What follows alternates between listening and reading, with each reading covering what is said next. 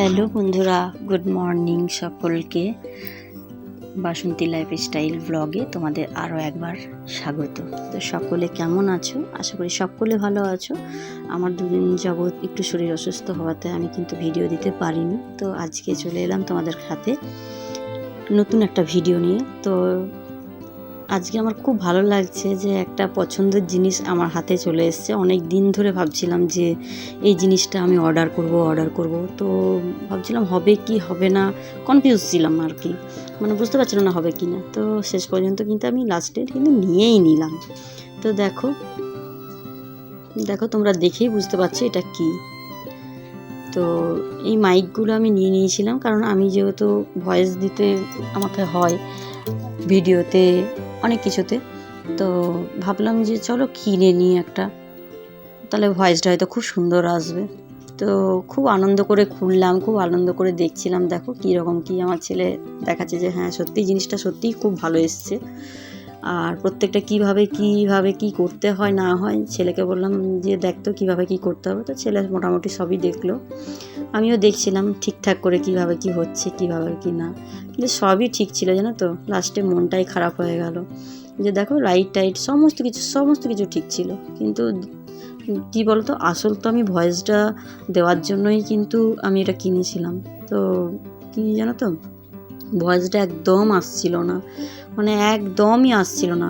তো আমি দেখলাম ওটা দেখে, মানে দেখতে সুন্দর হয়ে তো লাভ নেই, কাজ যদি না হয় তাহলে দেখতে সুন্দর হয়ে কোনো লাভ নেই। তো লাস্টে ওটাকে আবার রিটার্ন করলাম। খুব মনটা খারাপ হয়ে গেল, কি করব, সকাল সকাল মনটা সত্যিই খুব খারাপ হয়ে গেল, জানো তো। তো দেখো ছাদের মধ্যে চলে এলাম, এক তো বৃষ্টি সারাদিন ধরে, আর ভালো লাগছে না। তো দেখো কালকে কতগুলো কেচেছিলাম, তো সেইগুলো আমি ছাদে সকালবেলা যেহেতু খুব হাওয়া দিচ্ছিলো, একটু রোদও দিচ্ছিলো, তো ভাবলাম একটু মিলে দিই। তারপর ভাবলাম ওগুলো রোদ পেতে আমি একটুখানি তাড়াতাড়ি কেচে নেবো। তো এগুলো দেখলাম ভালোই রোদ পেয়ে গেছে, কারণ কাচাকুচি করলে তো এখানে তো মিলতে হবে, ওইগুলো না তুললে তো আর মিলতে পারবো না। তো তার জন্য কিন্তু আমি তুলে নিলাম। তো চলো কাচাকুচি করে নিই, প্রত্যেক দিনের নিত্যদিনের আমাদের যা কাজ গৃহবধূদের, তাই আমি কাজ করছি। তো কাচাকুচি করে নিলাম। আর কাচতে গেলে না প্রচণ্ড ভিজে যায়, জানো তো। আর মানে কতবার যে কাপড় ছাড়তে হয়, ভালো লাগে না, বিরক্ত লাগে। ওই জন্য ভাবলাম তাড়াতাড়ি করে কাপড় কেচে স্নান টান করে রান্না বসাবো। তো দেখো কাচাকুচি মোটামুটি কাছাকাছি হয়ে গেল। এরপর কিন্তু আমাকে মেলে দিতে হবে, কারণ বেশিক্ষণ তো রোদ্রু থাকছে না, বর্ষার মেঘ, এই রোদ এই বৃষ্টি। তো দেখো মিলতে গিয়ে কি অবস্থা হলো আমার, পুরো দড়িটা ছিঁড়ে গেল, পচে গেছিলো এই বর্ষার জলে। তোমার দাদাভাই তো বললেও সময় হয়ে ওঠে না, তো আমাকেই সমস্ত, বলছি না, খুঁটিনাটি থেকে সমস্ত কিছু আমাকেই করতে হবে। তো চলো তারটাও বাঁধতে হবে, আর কাপড়গুলো অনেকগুলো কেচেছি, এগুলো তো মিলতে হবে। তো মেলা হয়ে যাওয়ার পর চান টান করে আমি কিন্তু সবজি কাটতে বসে গেলাম। আজকে আমার ছেলের খুব পছন্দের একটা সবজি হবে, তো সেটা হচ্ছে ওল। আমার ছেলে ওল খেতে খুবই ভালোবাসে, আর ওলের তরকারিটা যেমন তেমন, মানে ওলটা সেদ্ধ করে একটু নুন দিয়ে যদি ভেজে দেওয়া হয় তো খুবই পছন্দ করে, মানে সত্যি খুব ভালো। আর এই ওলটা না খুব টেস্টি ছিল। দেখো আলু আর ওলটা সেদ্ধ করে নিয়েছিলাম হালকা, তো সেটাকে আবার তেলে কিন্তু ফ্রাই করে নিচ্ছি। এদিকে আমার কিন্তু মশলা বাটা রেডি।